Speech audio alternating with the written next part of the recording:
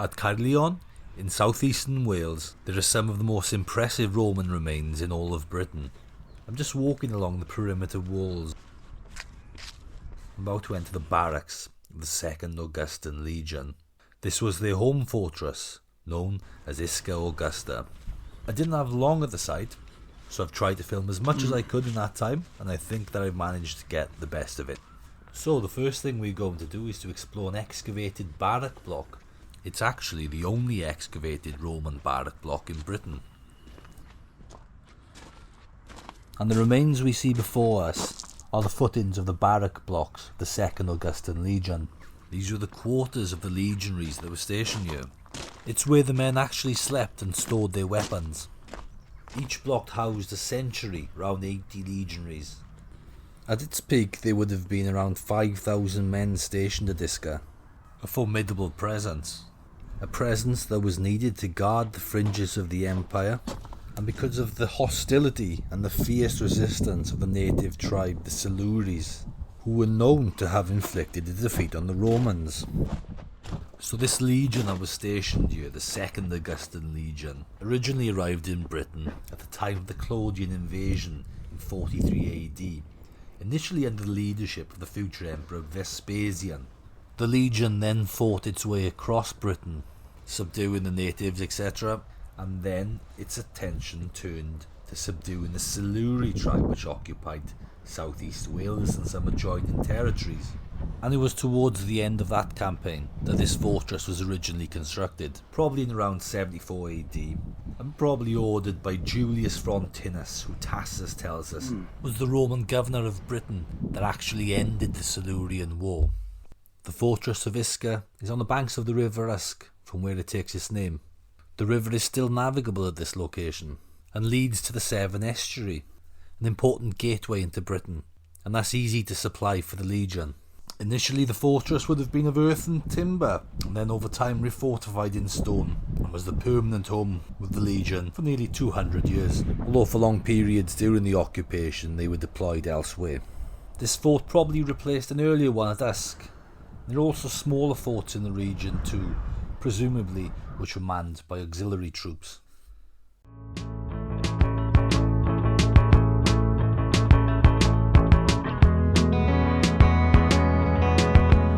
I'm outside the boundaries of the fortress now, and what's going to appear are the impressive remains of the Roman era amphitheatre. Those that have seen the film Gladiator will have a good idea of the sort of thing that went on here. Gladiatorial combat and games of various kinds, and also military exercises and demonstrations. This amphitheatre was built in about 90 AD. What we see today is only the lower stone part, and set on top of this would have been an open frame timber grandstand, and that's where the spectators had their benches.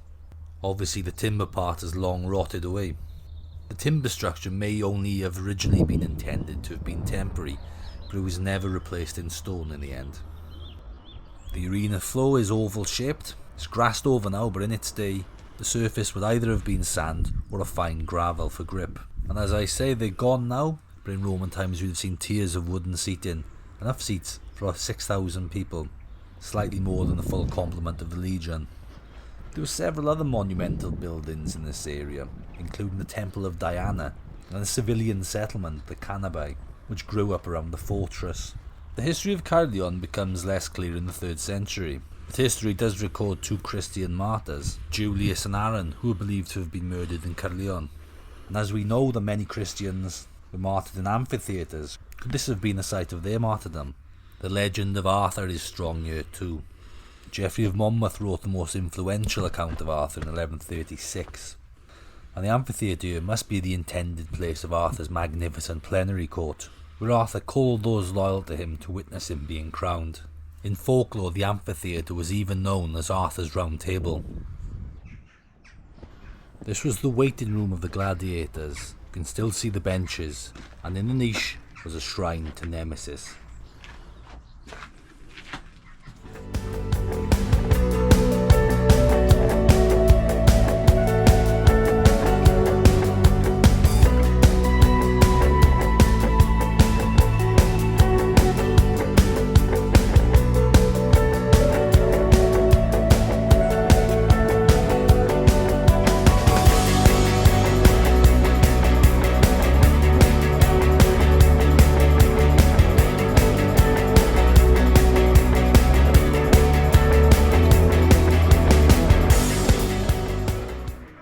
Back inside the fort of the bathhouse, where we see the wonderful remains of an open-air heated swimming pool, even bigger than the Great Bath at Aquasulis.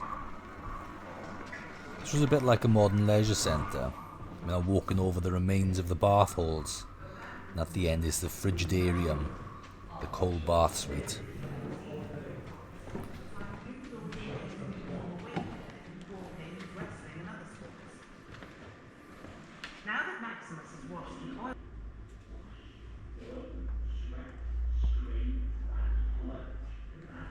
Seen a couple of these sponges on a stick, not sure what they are. And this model gives us a sense of the vast cathedral-like scale of this complex, which has been really impressive in its day. There's a fantastic museum here too.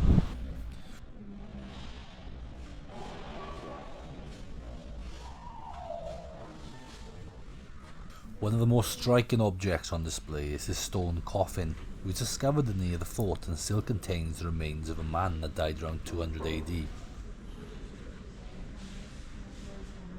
This pillar is dedicated to the invincible Mithras, a popular cult which was later suppressed by the Christians.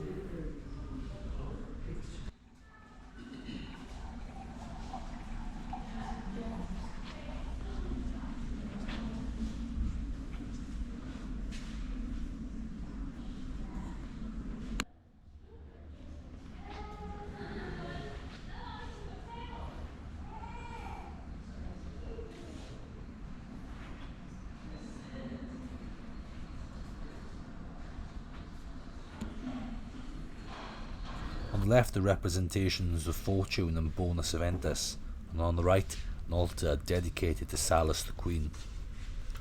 Too many inscriptions to go through really, but all very interesting.